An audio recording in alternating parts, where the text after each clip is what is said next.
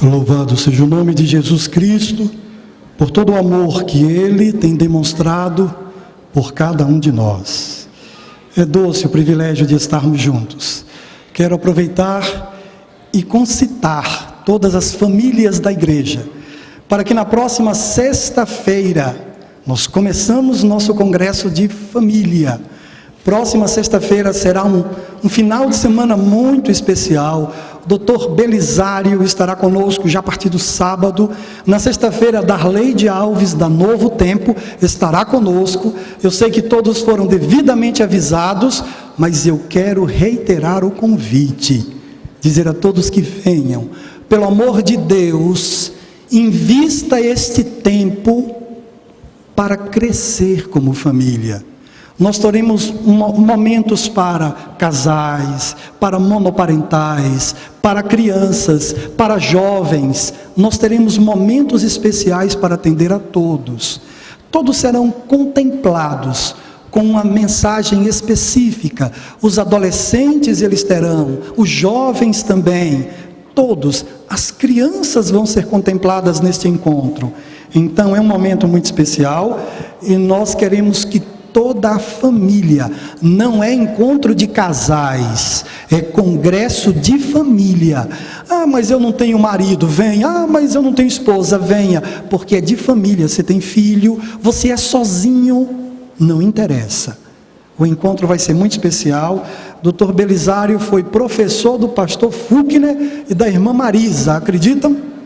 Então, venham, compensa vir, vai ser um momento muito especial. Palavra de Deus, no livro de Filemão, na carta do apóstolo Paulo a Filemão. Interessante porque duas cartas foram destinadas a esta mesma igreja. Uma para o líder da igreja, que se chamava Filemão.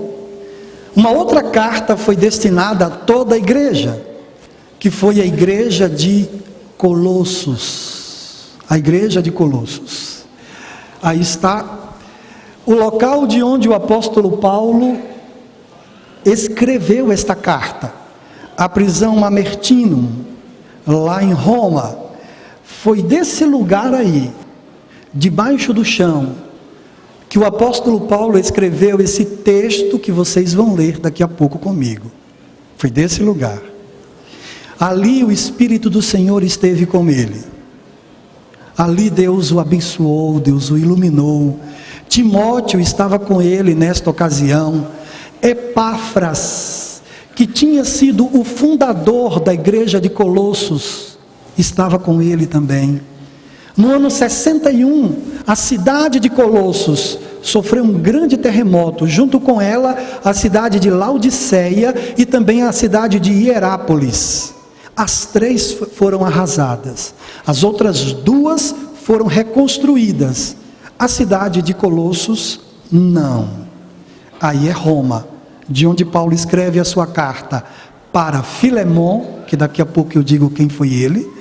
E ele escreve a sua carta para a igreja que ficava na Ásia Menor, ali na cidade de Colossos. O apóstolo Paulo. A cidade de Colossos, deixa eu ver, esse daqui não tem o LEDzinho, né? Mas ali está marcado, Colossos.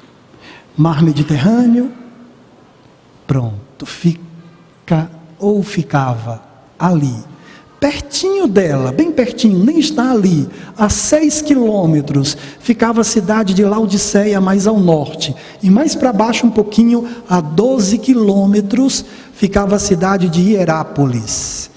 Hoje, o que sobrou de Colossos foi isso aí. Essas pedras e esta colina, não sei como chamar o que sobrou. Aí está. Uma cidade bem pertinho dela, que era a cidade de Hierápolis, tinha essa estrutura. Aí são os portões de entrada da cidade. Aí a rua principal da cidade. O apóstolo Paulo, na sua terceira viagem missionária, provavelmente nessa ocasião ele passou por Colossos.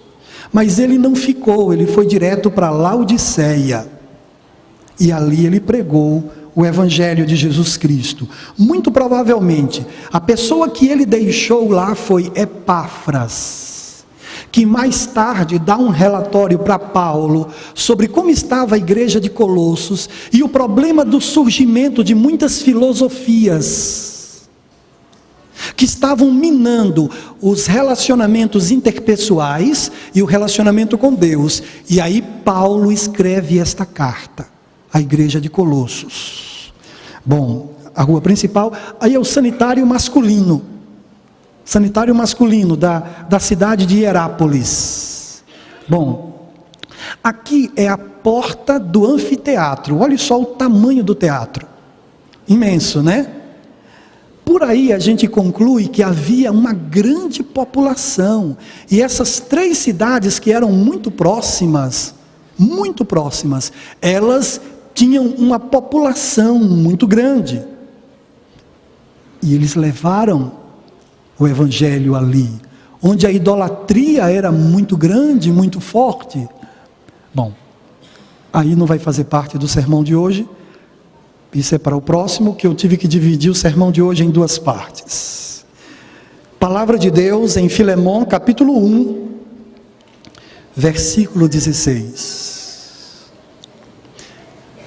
Não mais como escravo, aliás, melhor do que escravo, como irmão amado, particularmente por mim, e ainda mais por ti, tanto humanamente como também no Senhor.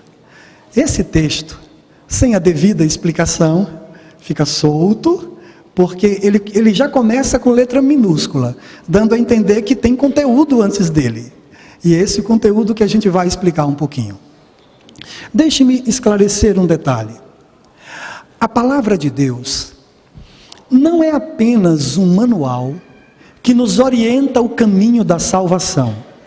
É isso, essencialmente. Mas a palavra de Deus tem um propósito básico. Se você olhar a Bíblia com um olhar mais crítico, você vai perceber que a palavra de Deus tem o propósito de formar líderes. Por quê? Porque Deus gostaria, ou Deus pretende, estabelecer o seu governo sobre a terra. Alguns homens já pretenderam isso. Adolf Hitler, por exemplo, Lenin, que foi o apóstolo do marxismo, acreditando nas ideias de Marx, ele achava que o marxismo iria ocupar toda a terra e que seria um sistema de governo que faria bem a toda a humanidade. Bom, o positivismo, Augusto Comte também acreditava que sua ideia sobre ordem e progresso iria levar a todo mundo uma atmosfera de saúde relacional, de ordem, de benfeitorias humanas. Bom, Deus tem um plano. E Deus tem um código de leis, um código de ética, princípios. E se você olhar a Bíblia com atenção, o que a Bíblia quer fazer de você e de mim é um líder. Olhe bem, eu vou provar. Abra sua Bíblia em Deuteronômio capítulo 20, Deuteronômio capítulo 28, versículo 13. Deuteronômio 28, 13. Abra sua Bíblia.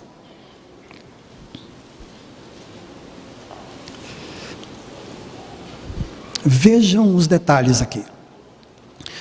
O Senhor te estabelecerá como cabeça e não como cauda. Vamos já pontuar a intenção de Deus, que não é uma intenção velada, que não é uma intenção escondida. O Senhor te porá por cabeça e não por cauda, e sempre ficarás por cima. Em outra versão, dá uma semântica um pouquinho diferente, dizendo assim: e só estarás por cima e não por debaixo, se obedeceres aos mandamentos do Senhor teu Deus, que hoje te ordeno, e os guardares e cumprires. Pastor, que mandamentos são estes? A Bíblia está falando do decálogo? Não. A Bíblia está falando de todas as orientações divinas. Se você observar bem, olhar bem, você verá que os mandamentos do Senhor e andar neles é uma estratégia divina para te constituir liderança. Por quê? Porque Cristo veio à terra, em Marcos capítulo 6, verso 34, ele olhou as pessoas e viu que elas são como ovelhas que não têm pastor. Elas estavam desorientadas, sem rumo, sem propósito. E Jesus Cristo, para curá-las da confusão, no mesmo verso de Marcos 6,34, diz qual foi o remédio que ele utilizou para curar as multidões da confusão. A Bíblia diz que ele então passou a ensinar, ou seja, o conhecimento é um instrumento de Deus para banir a confusão. Ok? Tendo posto isso, eu quero ver um desbravador. Você, vem cá. Vem. Clube de Desbravadores é uma estratégia da Igreja Adventista para fazer gente cabeça. Olha só. Essas insígnias, esses emblemas, são o quê? São coisas que a gente fez, por exemplo, da pipa. Essa daqui a gente... De pipa? Isso, de pipa. A gente fez uma pipa. Você fez uma pipa e desenvolveu a arte de confeccionar pipa. Deixa eu lhe perguntar um outro aqui. Esse daqui que eu estou vendo que tem 4 pessoas, parece que estão subindo uma montanha? Isso, é de escalar. Escalar? Você conhece algum segredo se eu quiser caminhar subindo uma montanha? Tem algum segredo, algum critério, alguma dica que você me dá? Usar tênis. Usar tênis é uma delas. Você não recomenda que eu vá com esse sapato? Não recomenda. Mas tem alguns segredos mais que você aprende para isso. O que eu quero dizer com isso aqui? Todos esses emblemas aqui representam conhecimento adquirido em uma determinada área. Uma determinada área. Conhecimento adquirido. Um desbravador é alguém que a gente pega no momento especial da vida e mostra para ele a grandeza de elementos que estão no céu. Você tem algum conhecimento aí, alguma área que você estudou, que trata de alguma coisa que está no céu, como climatologia, como, sei lá, estrelas? Você tem alguma especialidade nessa área? Não, mas o desbravador faz. Eu sei que os desbravadores fazem, mas você tem? Você ainda não tem. Mas você conhece a especialidade de climatologia, estrelas. Pronto. São conteúdos que uma pessoa aprende, que um juvenil aprende, vai para a cabeça dele. E quando ele chega no bate-papo com os amigos, ele tem todo esse conteúdo a respeito de escalar montanhas, a respeito de nuvens, tipo nimbus, tipo cúmulos. Eu fiz a especialidade quando eu tinha 12 anos.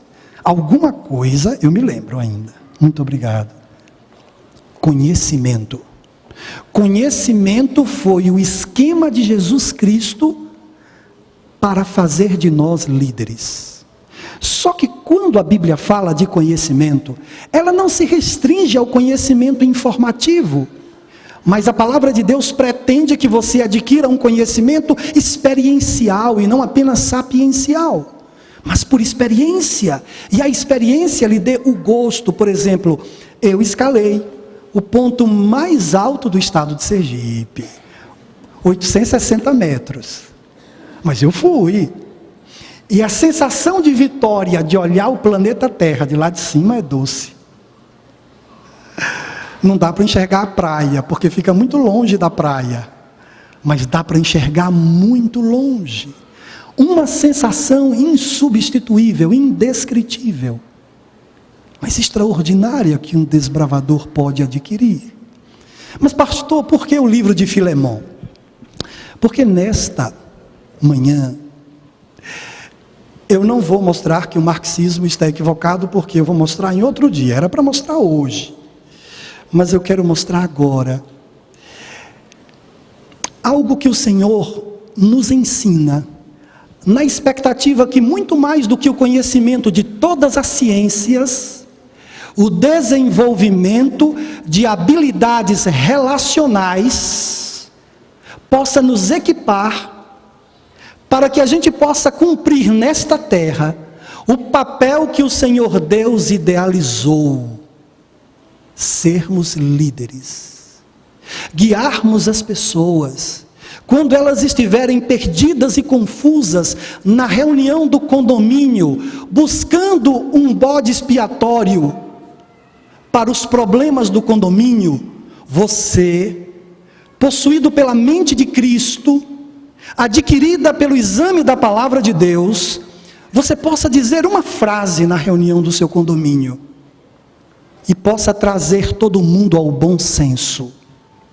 Na reunião de sua escola, 3º ano, para formatura, não é mais terceiro não, pastor, é terceiro, é? O 2º grau ainda é terceiro, porque mudam esses negócios, 8º, 5º, 6º, né? Eu sou do tempo que tinha o primário, o ginásio, né? Então, para a reunião, está um tumulto. O Senhor Deus, que encheu a sua mente com a verdade bíblica, lhe põe a palavra que retira o impasse. Está um momento de confusão e de tumulto na sua casa.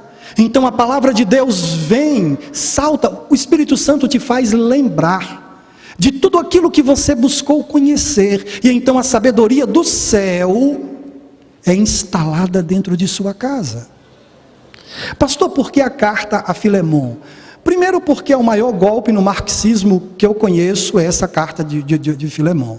Eu não vou falar sobre o marxismo, embora eu tenha estudado a semana toda para falar, mas eu vou me restringir a esse elemento aqui. É uma carta de um capítulo só, 24 versos. 24 versos. Paulo, é assim que começa. Paulo, prisioneiro. Aí você olha assim para mim, mas pastor, as outras cartas de Paulo não começam assim: Paulo, apóstolo. E por que aqui está prisioneiro? Porque ao invés de se identificar como apóstolo de Jesus Cristo, ele está se identificando como prisioneiro. Paulo tem uma intenção especial em mudar a sua forma de apresentação. Mas tem um detalhe: Paulo não se considerava prisioneiro do Império Romano. Ele se considerava prisioneiro de Jesus Cristo. Porque ele estava lá, porque cumpria um propósito designado por Cristo. A vida dele, a morte dele, os sofrimentos de Paulo tinham um propósito para Deus. Talvez as lutas que você está enfrentando hoje façam parte de um plano divino, para que as pessoas que estejam à sua volta vejam que em Cristo você tem força, você tem poder para enfrentar adversidades. Eu não sei a quem Deus pretende impressionar hoje com os teus sofrimentos. Eu não sei. Eu não conheço a tua vida. Eu não sei se Ele quer despertar perseverança em você. Mas eu sei que Paulo tinha consciência que aquela prisão dele não era providenciada por Roma. Ele se sentia prisioneiro de Jesus Cristo. Ele sabia que o Império Romano não tinha mais poder, com todas as suas legiões, do que Jesus Cristo. E se a Cristo interessasse libertar Paulo, ele assim o faria. Assim o faria. Então a primeira linha já dá um discurso, não é? Paulo prisioneiro, por que prisioneiro e não apóstolo? Isso a gente descobre já. Prisioneiro de Jesus Cristo, porque de Jesus Cristo e não de Roma, a gente já viu. E o irmão Timóteo, ou seja, ele estava acompanhado, Timóteo estava com ele. Ao amado Filemon. Pastor, quem era Filemon? Filemon era membro, era o líder que emprestava a sua casa, porque em meio a uma perseguição tão feroz quanto a igreja primitiva enfrentou, não era possível ter igrejas assim, com endereço, com CNPJ, com conta de água, com conta de luz. Impossível. Impossível. Então eles tinham que se congregar nas casas. Nas casas. Hoje inclusive na semana passada eu dei um toquezinho, eu tenho alguns slides sobre a perseguição aos cristãos hoje. Na Coreia do Norte, eu citei na semana passada, nós temos mais de 70 mil cristãos presos. E não é um país, como eu diria, muçulmano. É um país comunista. Por que o comunismo é mais feroz contra os cristãos do que o islamismo? Mas isso é para um outro momento. Paulo era prisioneiro. Timóteo o acompanhava. E Filemon emprestava a casa dele para que a igreja pudesse se reunir na cidade de Colossos. Continuando, olha aí a sua Bíblia. Verso 2. A nossa irmã Áfia. Áfia muito provavelmente era a esposa de Filemon. E Arquipo, nosso companheiro de lutas, provavelmente também, ele era filho de Filemon e era pastor também, companheiro de lutas. E a igreja que está em tua casa, a igreja estava na casa de Filemon. Graça e paz a vós, da parte de Deus nosso Pai, e do Senhor Jesus Cristo, é uma saudação. Sempre que me lembro de ti, Filemon, em minhas orações, dou graças ao meu Deus, pois tenho ouvido do amor e da fé que tens para com nosso Senhor Jesus e para com todos os outros. Oro, verso 6, para que o compartilhar da tua fé seja eficaz pelo pleno conhecimento de que todo o bem que temos está em quem? Em Cristo. Pronto, deixa eu fazer uma pergunta. O apóstolo Paulo aqui tece alguns elogios a Filemon. Ele introduz a carta com humildade. Eu sou um prisioneiro de Cristo. Depois disso, ele parte para uma outra fase na sua escrita, na sua carta. Ele começa a elogiar a Filemon. Deixe-me dizer uma coisa a vocês. O apóstolo Paulo, ele não tinha medo de elogiar as pessoas. Mas elogiar as pessoas, é preciso que a gente saiba fazê-lo, porque o elogio pode ser um instrumento de corrupção. Mas Paulo sabia elogiar. E ele elogia a Filemon por ele ser simpático, por ele ser educado, por ele ser confiável, por ele ser fiel. Deixe-me perguntar. Alguém aqui recebeu algum elogio hoje? Algum elogio? Alguém elogiou? Você? A senhora também recebeu um elogio? Disseram que os seus cabelos estão bonitos? Obrigada, não. Eu recebi mais do que eu mereço. Foi, pastor. Não, se pode dizer, porque de repente, né? Não posso falar. Certo. Mas foi elogiada. Alguém tem um elogio que pode falar? Nidinha, você pode? Não foi do seu marido não, dizendo qualquer coisa assim que a gente não possa... O pastor Furkner falou que eu estou indo para um casamento. Aí você se sentiu bem por... ele disse que você está bonita. Olha aí, está indo para um casamento. Está bem arrumada, né, pastor Furkner? Pronto, está aqui. O elogio é uma coisa que é um instrumento divino para você erguer as pessoas que estão à sua volta. O apóstolo Paulo elogia as virtudes espirituais encontradas em Filemon para firmá-lo no caminho. Pelo amor de Jesus Cristo, quando o Senhor Deus permitir a você que você veja a virtude de alguém, não deixe de valorizar. Se o Senhor Deus te mostrar algum valor, alguma virtude deste homem, que tem várias, eu conheço, não deixe de reconhecer. No mundo em que todo mundo está buscando receber, parece que nos preocupamos pouco no valor que os outros têm. Esse é um remédio maravilhoso dentro de casa. Os filhos da gente são grandemente abençoados por nosso reconhecimento. E é importante que desde cedo a gente tenha olhos para capturar o bem. Esses olhos viciados no lixo, olhos de abutre às vezes, que essa cultura coloca em nós lente de abutre.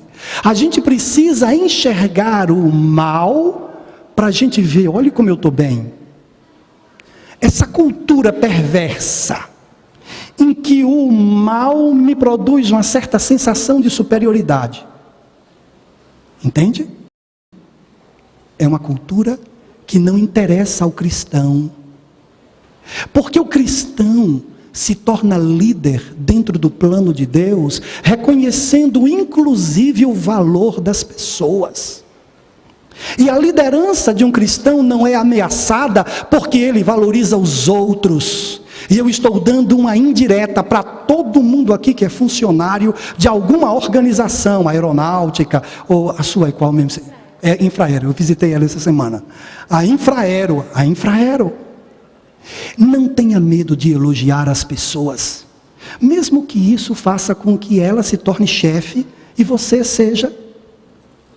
Mas Deus quer te fazer líder e não chefe.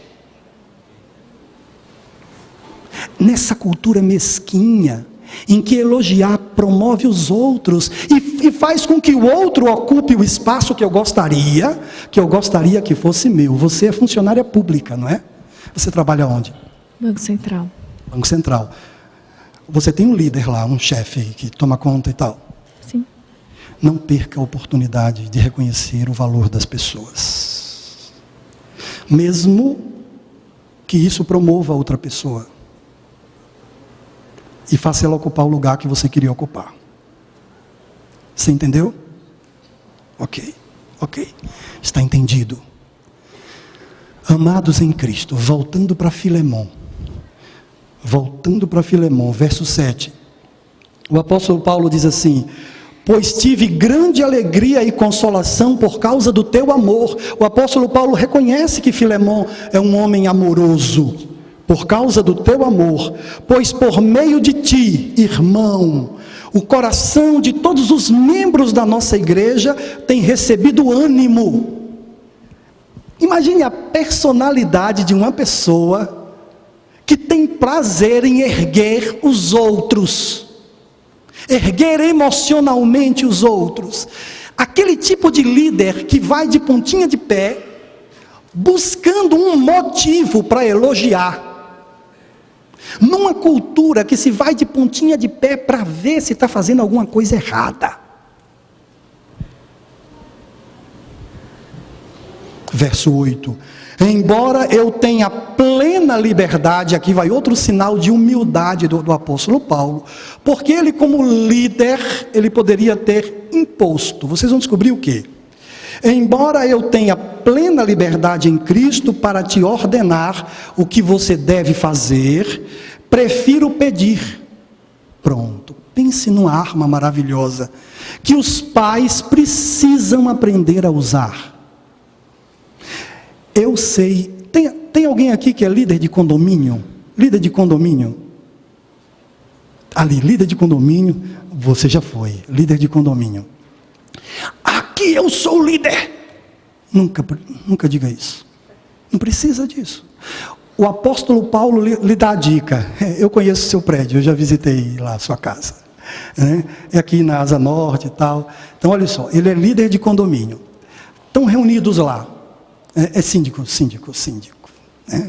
Líder, síndico.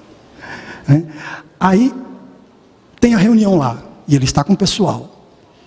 A palavra de Deus, através de Paulo, diz: olha, eu poderia mandar, mas eu não vou mandar. Porque o apóstolo Paulo compreende que a humildade tem um poder de levar as pessoas a realizações muito maior do que a patente. Em relação aos nossos filhos, o pátrio poder é muitas vezes usado quando quando ficaria muito melhor um gesto de amizade, de humildade, ficaria muito melhor. Um dos erros que a nossa cultura comete na educação dos filhos é querer conquistar deles a obediência, quando deveríamos lutar para conquistar o respeito. O respeito. O tipo de liderança que Jesus Cristo quer implantar em nós é totalmente distinto dos paradigmas de liderança que nós temos hoje. Nós somos líderes por causa do bem que emana e porque a gente se torna fonte que jorra para que outros possam desfrutar da vida eterna, porque nos tornamos fonte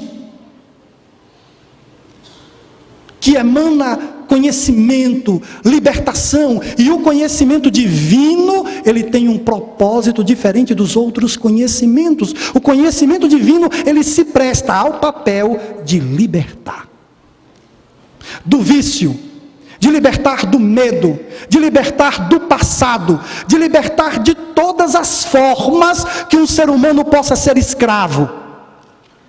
O conhecimento. Por isso, de todas as coisas que você tem que procurar, procure como quem cava tesouro, o conhecimento do Senhor.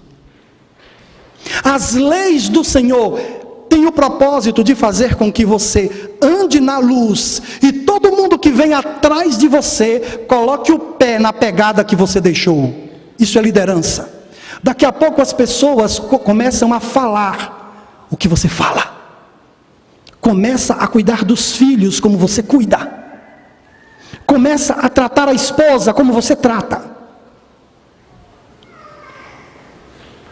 Entende o que eu estou dizendo? Porque a palavra de Deus nos encaminha para sermos cabeça, Deuteronômio 28:13, e não cauda.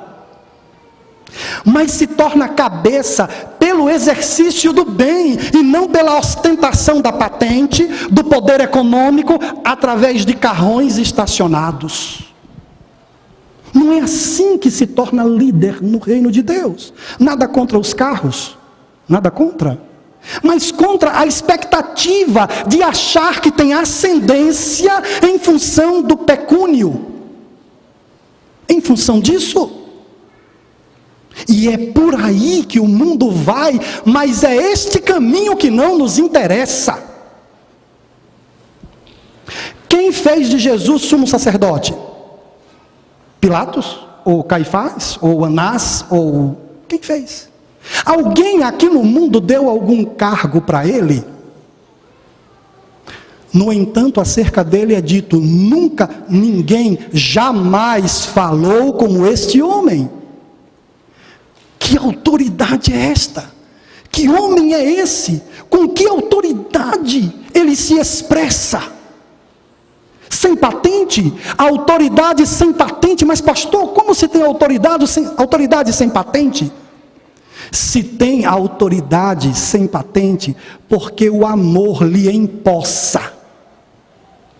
Quando a gente ama, a gente é empossado pelo amor para ajudar, para fazer o bem, para guiar no caminho do Senhor as vidas que estão ao nosso redor. Quando eu era criança, nem tão criança, eu tinha uns 15 anos, eu participei de um concurso bíblico, e naquela época eram bem ferozes os concursos bíblicos, porque era adventista, batista, presbiteriano, e com 15 anos a minha igreja me mandou para um concurso bíblico estadual, interdenominacional. Até hoje eu tenho uma certa mágoa daquele povo lá. Eu perdi o concurso por meio ponto, porque eles me pediram 5 juízes da Bíblia. Eu disse Samuel, e eles não aceitaram. Incrível, até hoje eu me lembro a pergunta. Foi um trauma esse negócio. Demorou um tempão. Mas Samuel não apenas foi um dos juízes, como foi o mais importante. E eles não consideraram. Eu disse os 4, quando disse Samuel, eles me... E eu perdi por meio ponto, e a pergunta valia 1. Então eu teria ganho por meio ponto. Bom, mas eu perdi o concurso, tá? Como prêmio de segundo lugar, eu ganhei um quadro. No quadro estava escrito assim: que ninguém passe em vão ao teu lado. O propósito de Deus é que eu seja o autor do Evangelho. É que a minha vida seja uma inspiração. A minha forma de tratar a minha esposa seja uma inspiração para quem nos veja juntos. Filemon, a carta de Paulo a ele, prossegue, verso 10, apresentando uma situação de intercessão. Ele não quer dizer faça, embora ele tivesse autoridade, embora você seja pai, não precisa dizer faça. Às vezes, mas não pode ser a rotina. Verso 10, venho interceder por meu filho Onésimo. Quem era Onésimo, pastor? Onésimo era um escravo de Filemon. Mas e crente, pastor? Pode ter escravo, né? A cultura daquela época. Quando Filemon se tornou cristão, ele tinha escravos. E era cultura aceita, havia uma legislação. Exemplo, Deus queria que houvesse rei em Israel que não fosse ele? Não, mas ele admitiu que houvesse rei? Admitiu, não era vontade dele, mas ele admitiu. Havia escravatura naquela época. Se você acompanhar aqui comigo agora, observe. O apóstolo Paulo aqui nessa carta, ele chega no verso 10 ao propósito dela. Venho interceder. Eu estou lutando por alguém que não tem palavras para se defender. Isso é liderança. Eu estou lutando por alguém que não tem como ser entendido e compreendido. Isso é liderança. Isso é intercessão. E ele diz mais, verso 11, anteriormente, ele foi inútil. Inclusive, o nome Onésimo significa útil. E aqui é um trocadilho. Como ele sabia o significado do nome, ele faz... A gente é que não sabe, tem que pesquisar para descobrir. E aí a gente entende que há um trocadilho.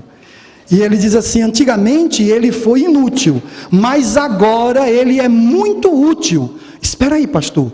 Que diferença há entre esse escravo antes e depois? Acontece que esse escravo ele era rebelde. Onésimo, escravo de Filemon, ele era rebelde. Filemon era cristão e Onésimo não. Onésimo morava na casa de Filemon, e isso é sintomático. Onésimo morava na casa de Filemon, e por algum motivo Filemon não havia conseguido levar o evangelho ao seu escravo, a ponto de ele aceitar, ele conhecer a Cristo e ter a sua vida transformada. Me ajudem aqui. O que poderia ter feito com que Filemon não conseguisse levar o evangelho para Onésimo? Talvez a atitude de superioridade. É possível. És meu escravo. Na atitude de superior que alguns crentes adotam, por quê? Porque eu não como carne de porco. Eu não como. Eu não faço algumas coisas que muita gente faz, e é muito fácil eu me sentir superior. Só que, me sentindo superior, o diabo consegue naquele momento me desqualificar. Se existe uma coisa que desqualifica a gente para a missão, é o sentimento de superioridade. Desqualifica.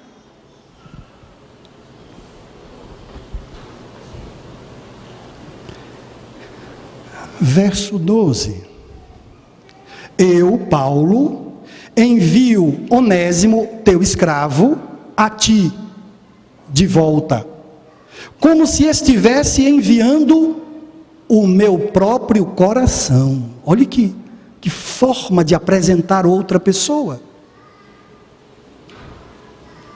Gostaria, verso 13, de mantê-lo comigo, ou seja, ele é importante, ele é útil, ele é precioso, ele tem valor. Entende o que é liderança? Liderança é achar o valor que o outro tem.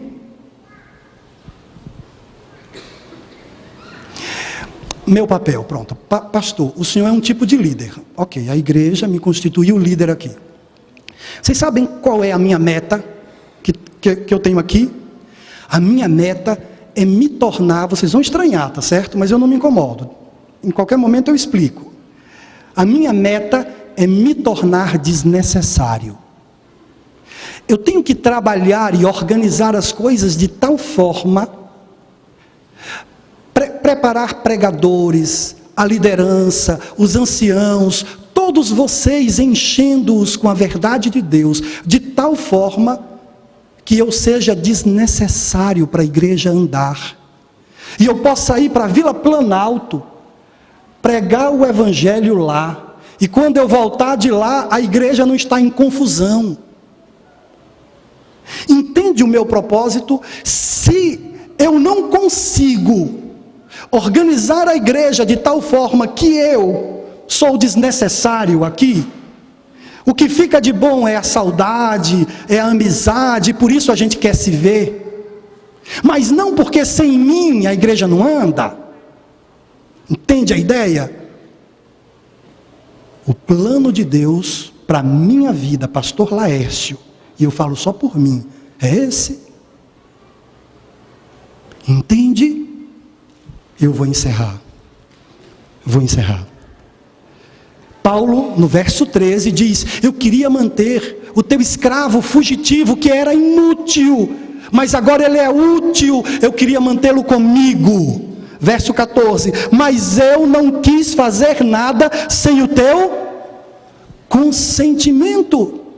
Paulo era uma autoridade superior a Filemon, mas no entanto Paulo entende que deve satisfação. É aquele tipo de homem que sai de casa e não diz para a mulher para onde vai, porque é se rebaixar. Você sabe como são as coisas?